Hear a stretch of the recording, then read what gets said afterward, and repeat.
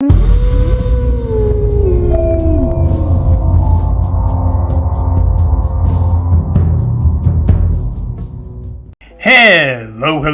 and what is going on, everybody? It is Master of the TDS, and I am joined by my lovely wife, WritingRaven.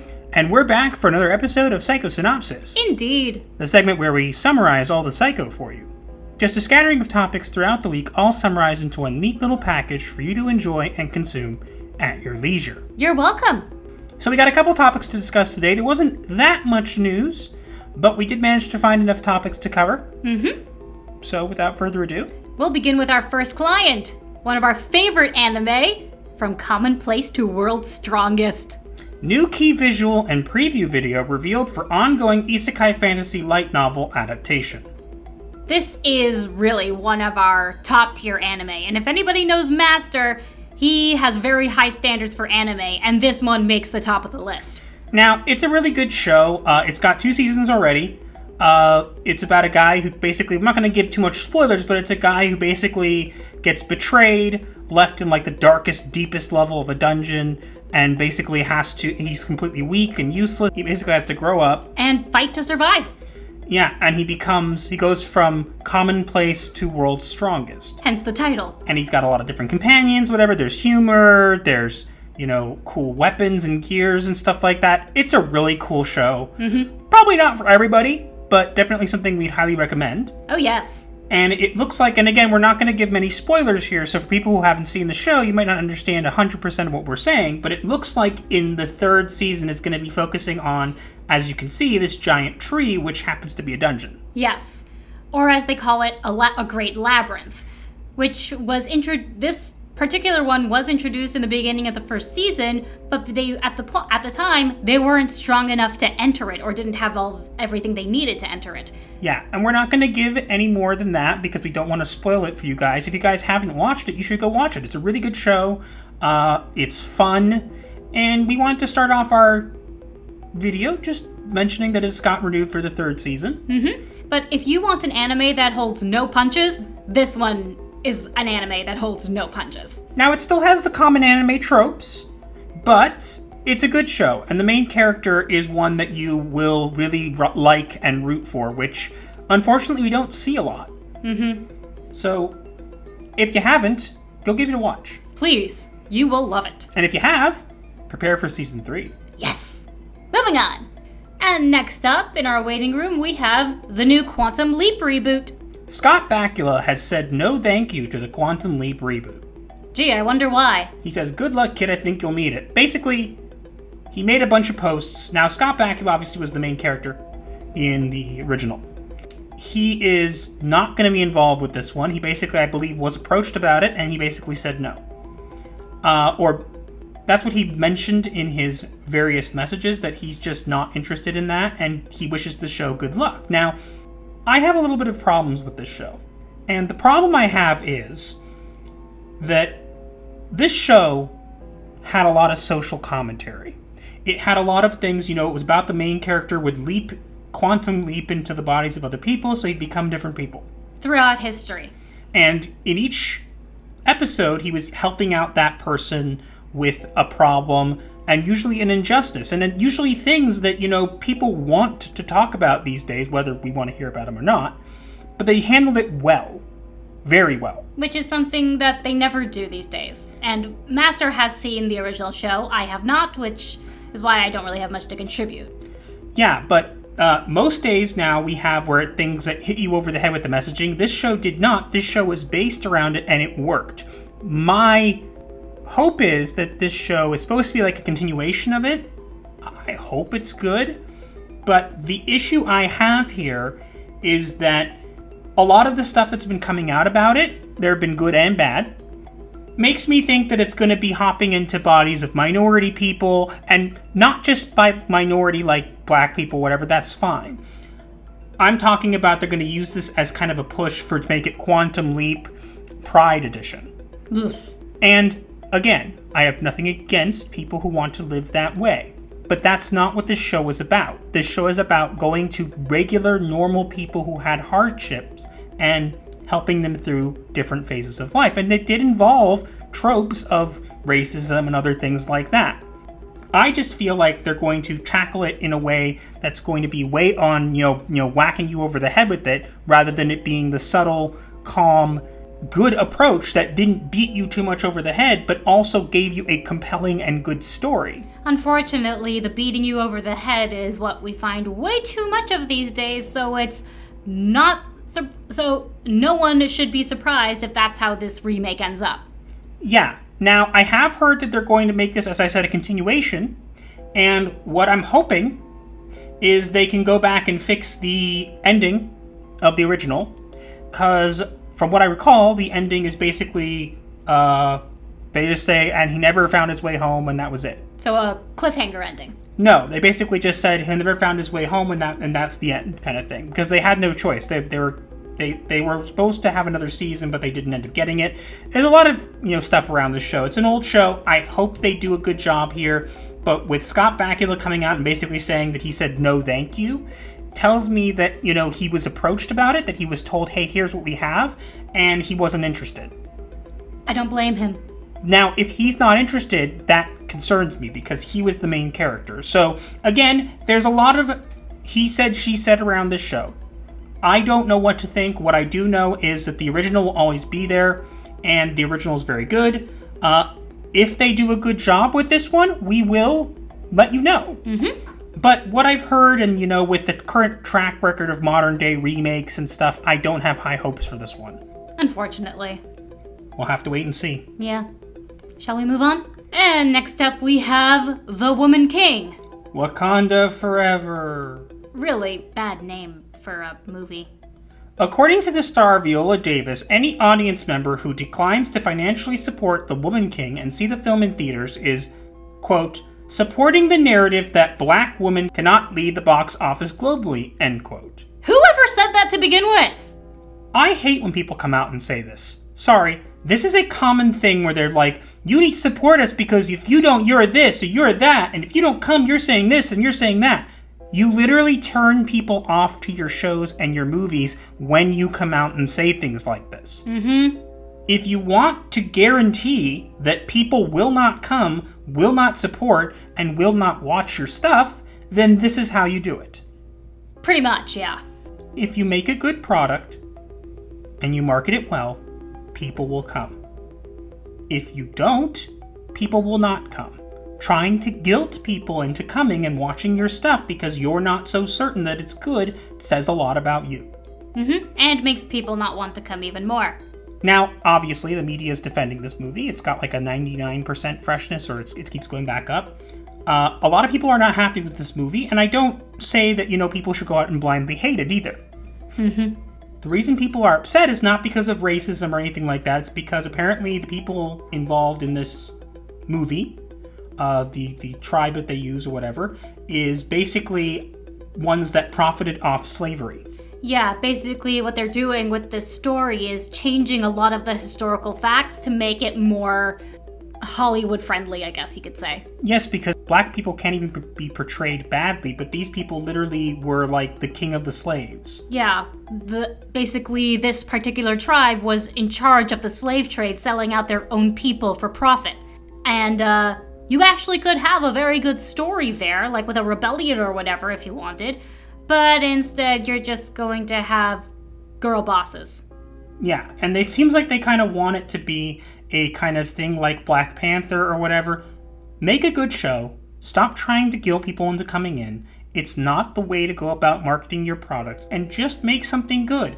It's not that hard, and if you're not that confident, perhaps you need to look back at what you've done and ask yourself what you can do better, rather than shoot down any criticism before anybody gets a chance to say anything. You want to know which black historical character movie people actually want to see? The slave who ended up in Japan and became the first black samurai. That would be an awesome movie. They may have made one, we don't know. Oh, no, they haven't. They've made The Last Samurai, which was about the end of the samurai. Well, keep in mind now, I want to clarify that myself and Raven have not watched this movie. We have no plans to watch it. We're just reporting on what we've heard. Mm-hmm. And myself and Raven, grew up a bit more sheltered, so we don't know if there is a movie out there like the one Raven describes. Maybe there's an old one, we don't know. Mm. But we're basically just saying that we're less commentating on this. If you want to understand a little bit more about what people are upset about, there are plenty of other videos out there that outline that a little bit better than we do. We're just tired of this narrative being thrown around that you can't not like something, and that if you don't support something, you're this or that. Stop it. It's really getting old. It's not that hard. Make a good product, people will come. Make a bad product, people won't come. Stop guilting people. Stop making everybody label before the movie even starts. Just make a good product. It's not that hard. Please. Anyway, moving on. Next up, we have live-action Little Mermaid. In what is most assuredly the opposite outcome to the company and their die-hard loyalist expectations, rather than fanfare or praise, audiences have found themselves unimpressed with Disney's first preview of their live-action The Little Mermaid remake. For good reason. Now, we did cover this last week, briefly. But there's been more stuff since then, and as you can see, the dislike ratio is speaks volumes, as you can see. I do not doubt that it's hit 2.5 million by now. It's probably much more if this was taken a while back. Now, I want to stress, the image you see superimposed on top of the screen was made by an AI. I just typed in Halle Berry as Ariel. And this was the result. So, blame the AI if you don't like it. Still nightmare fuel. Yeah. Now, I have no problem with them making a mermaid black or anything like that. Nobody does.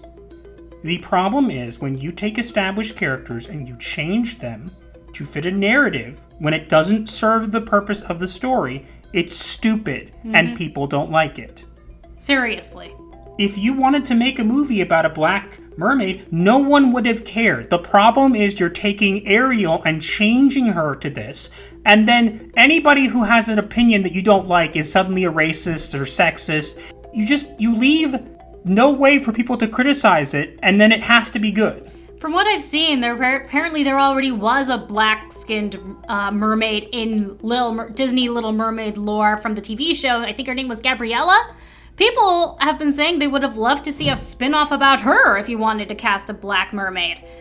But why do the redheads keep having to be turned into black people? Where is my husband's representation? Yeah, I have to be careful when I say about that, because if I say it on Twitter, apparently I'm not allowed to, and I deserve threats of being told to off myself. Yes, he gets those threats constantly. If you have not seen our last video, you should go check that out. That'll explain a little bit more than I can here.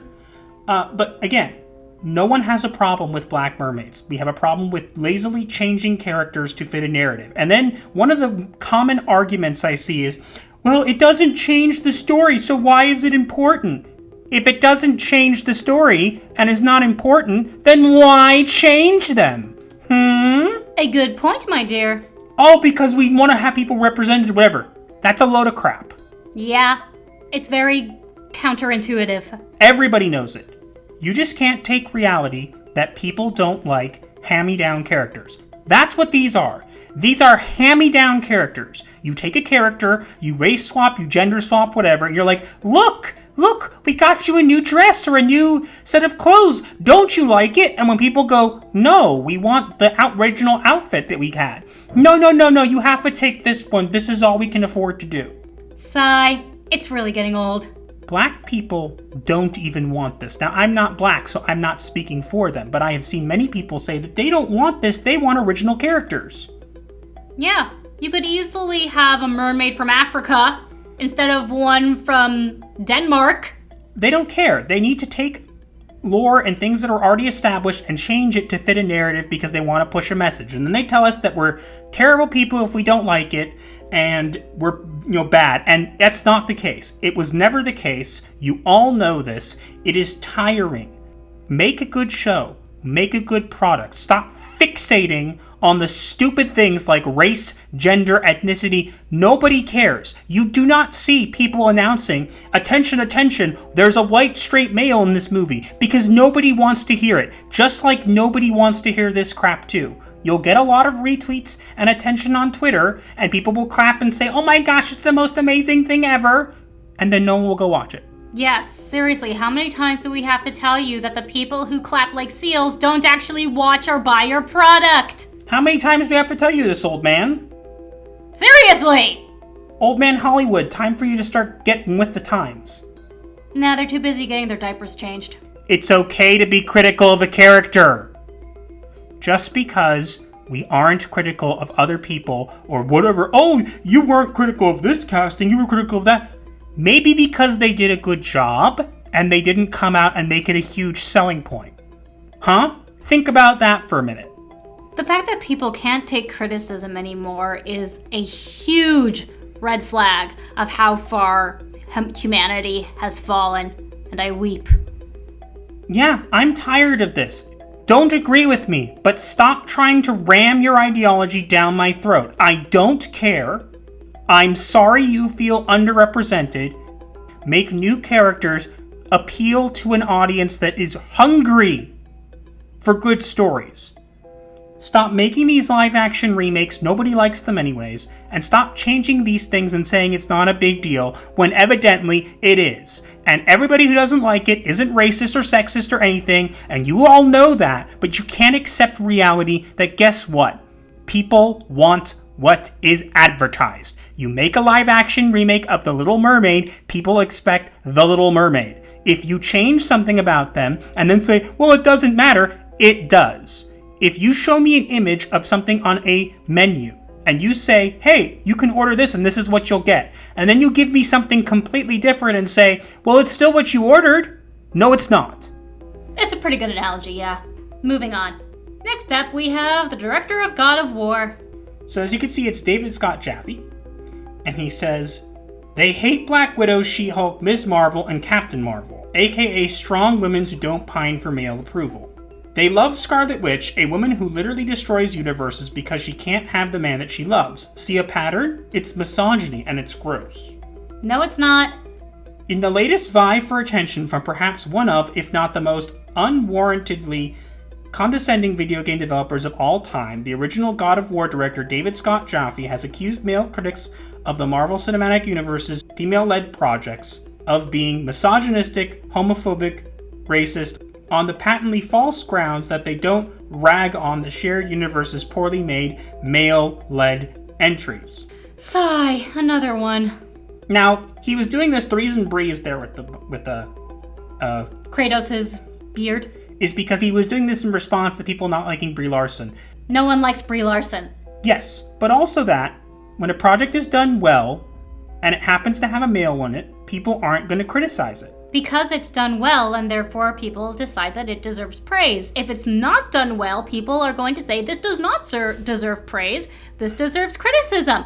That's just how it works! And think of it this way. Instead of thinking, oh, well, you don't rag on male characters, maybe it shows that there's a trend in Hollywood and stuff, and there's a trend in Hollywood and mainstream media to raise up women in a way that is uncharacteristic of women, uncharacteristic of human beings, and makes for very lackluster, not entertaining content.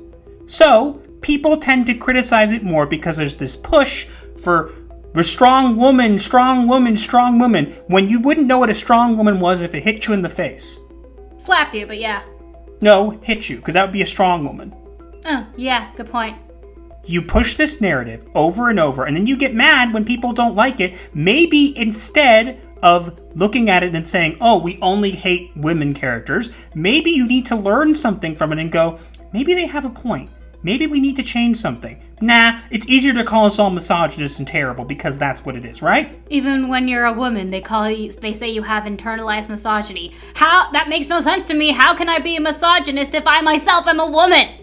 Because this guy says so. No.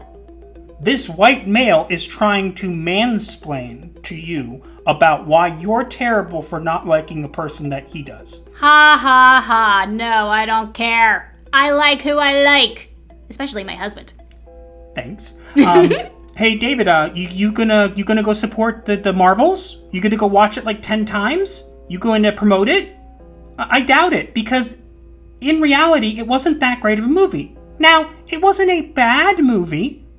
I know that might be a hot take, but it wasn't a bad movie. It just wasn't a great movie. It did some things people didn't like. I enjoyed Captain Marvel the first time I saw it with my friends. It was only a while later that I recognized all the plot holes in the script and the bad writing. But when I first saw it, I thought it was a good action movie. I went into it wanting to like it. I actually demanded that before we went to go see any of the, Avengers Endgame or Infinity War, that we watch this. We did. Mm-hmm. And I just didn't like it because of what they did to Nick Fury and the fact that the character just didn't come off as relatable to me in the same way. Yeah, my friends that I went to see it with are complete normies when it comes to this stuff. They could not understand why I was ranting and raving about Fury losing his eye the way he did. Because it bothered me so much.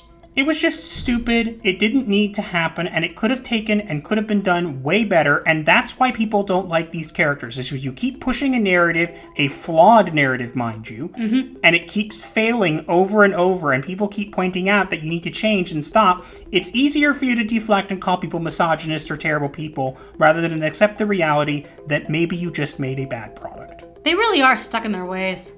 Stop grouping women under one category. That is a very misogynist thing for you to do. How dare you!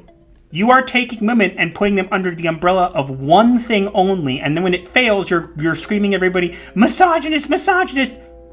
That is demeaning to women. Yeah, no thank you. I am 100% unique. I am, after all, the new Mistress of the Dark, Empress of the Night, and all that. Meow!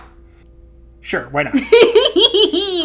Anyways, that's all I have to say. Yeah, pretty much. Stop it. The narrative's old. Get over yourselves. Stop trying to deflect. Accept reality or continue to live in your delusions. Your choice. The end. Moving on. Next up, we have She-Hulk. This is how you carry a show, Matt. In a move which is bound to fray the nerves of Daredevil fans around the globe, lead actor Charlie Cox recently revealed that the upcoming Daredevil Born Again series will jettison existing lore and material in favor of a brand new approach. This is bad news for the majority of fans who consistently rank Netflix Daredevil series as the best televised MCU spin-off to date. Because it is! Now, I know people who like this show, and I know people who didn't like the show. I'll be honest, I've seen most of it. I tuned out partway through Season 3. Season 3 did get a little boring. And look, I have no issues with it. Probably I'll watch it eventually, but it got boring to me because it was a little dragged out. But that's what happens. Yeah, but you're not wrong either. Now, I hate that they're bringing him back in this. Now, they might do it well, but given the track record of these people who can't write court scenes and can't write decent, cohesive shows... You mean can't write in general? Yeah. Which physically hurts me. They don't know what they're doing. Now, again, I've seen people who like She-Hulk, and if you do, you're more than welcome to like it, and you can be excited for Daredevil. I have just seen this play out before to similar degrees, and I just don't have a good feeling about this. I don't. Yeah, because Season 3 of Daredevil was the Born Again story arc. So if they're making a show called Born Again, Master's theory is that they're going to make Elektra the new Daredevil. Well, they're actually jettisoning all the lore, so who knows what they'll do at this point anyways, because they can do whatever they want. True, unfortunately. I just think it's silly to do that because you could have incorporated the Netflix shows. Now, maybe they can't do it because of rights, and that's probably what's going on. But they should, not jettison all the lore. Doing that makes it seem hollow. And people want to see this, and again, I'm happy that Charlie Cox has work, and I think he does a great job as Daredevil. But I already seeing the signs that the show isn't going to honor him. All we want, even if you're not going to do the lore, I just want you to respect what came before. And you're not going to, because you're going to use him for a punchline, whatever it is, because that's what this entire show could be reduced to. A very badly delivered, unfunny punchline. Don't insult punchlines. No, that's what this is. But punchlines have a point. Exactly. This show has a point, just no one understands it. I don't think it has one at all. The writing is so bad, I can't see it. No, it does have a point. They're pushing all these messaging around women and strong women, but they don't understand that A, we've all heard it before, B, it's not that important, C, it's not realistic, and D, you don't know how to write, and so it comes over terribly. There were ways you could have done this where it would have actually worked. Yes, like hiring a competent writer. But you couldn't do it because you couldn't admit that you were flawed and the fact that you're women and you have to be perfect. And guess what? You're not perfect. You never were. Now, Raven and I have not watched the show. We have seen clips, but we have not watched the actual show, and I have no interest in doing so. So we're telling you based on what we have heard. What we know or what we've heard. Yes. But if you don't like that, however, you're more than welcome to disagree with us. We have no problem with you disagreeing. We welcome civil discourse. Again, being civil is part of it. If you can't be civil, then I have no discourse for you. It comes hand in hand. Indeed it does. Shall we move on? Next, we have last client of the day, Rogue Squadron. Perhaps as a signal that Disney is finally realizing the limitations of owning the popular Star Wars franchise, the company has decided to axe Rogue Squadron from its release calendar. This is a major blow for a company that has boldly invested time and resources into several prominent tie-in shows, only to see diminishing returns. You reap what you sow. Oh god, I love karma. So, Rogue Squadron, I believe, was not only a good book series, but also a video game, I believe. I think it was, yeah. Now, I'll be fair, I'm not that versed in the lore of this. I think it's funny that we haven't seen any, big name Axis Star Wars movies in the theaters. Apparently, there are not going to be any more Star Wars movies for quite a while, only TV shows. And again, some people like the TV shows, and if you're one of them, you're more than welcome to like them. We have not watched, and we have heard terrible things of the ones that are out there, and there's one coming out recently, there'll be Andor, and we'll, comment on that, or we'll report on what we hear about that. But we did enjoy the first season of Mandalorian. Yeah, which was the last Star Wars thing I watched, pretty much. Yeah. After The Last Jedi, I was, done. But I was willing to give it a chance because of Gina, and when they fired her, I was not interested anymore.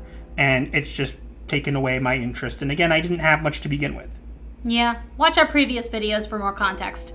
Yeah, but the fact that they axed this, and the fact that they did so kind of quietly without any statement about it, says a lot.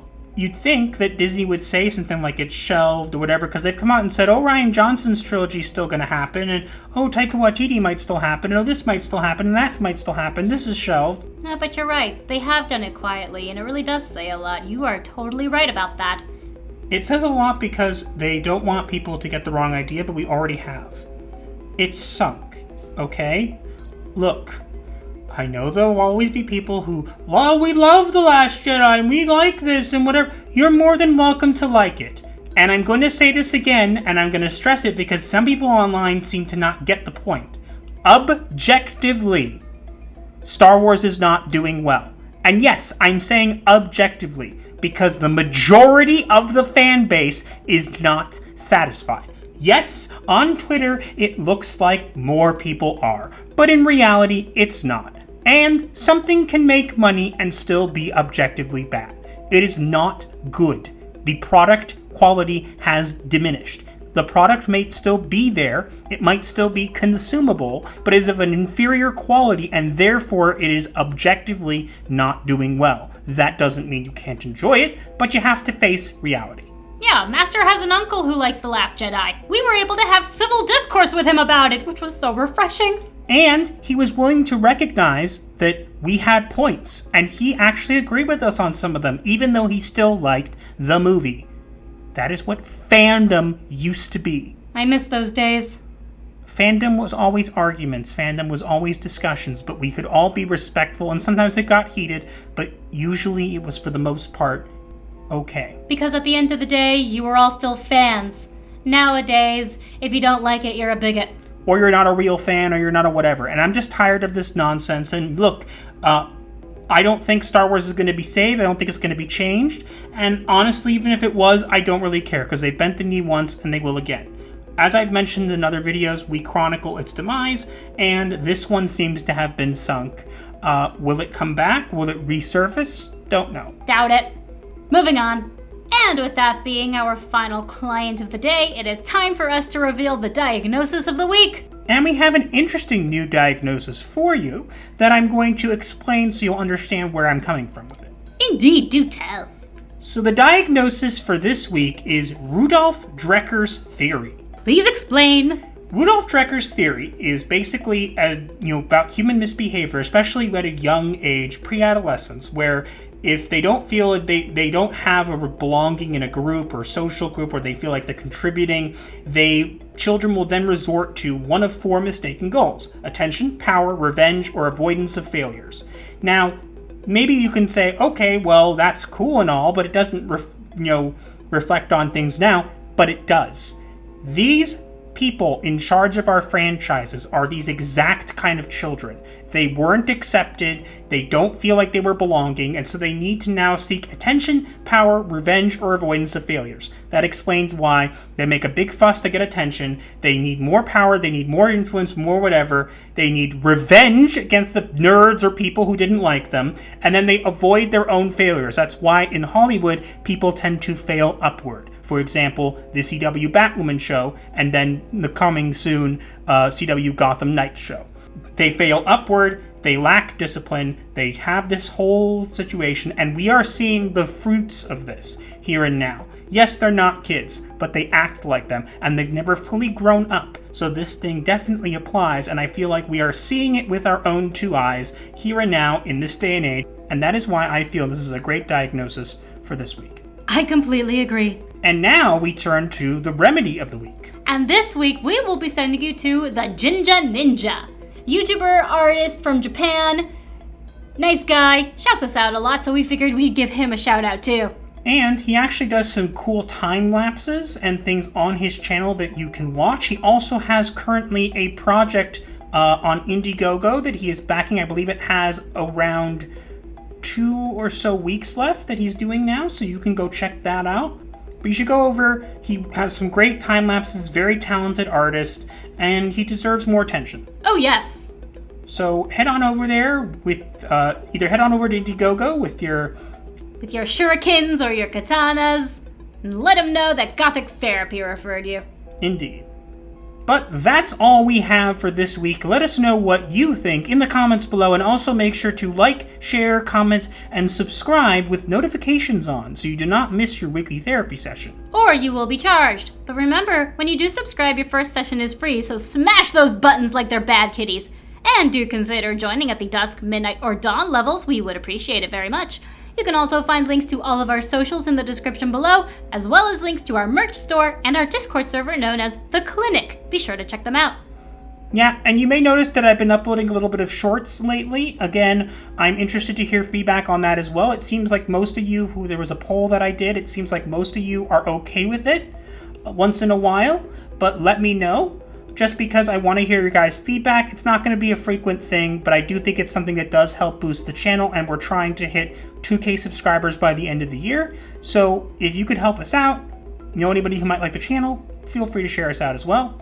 But that's all we have for this week, and we will see you guys in the next one. Gothic Therapy, out.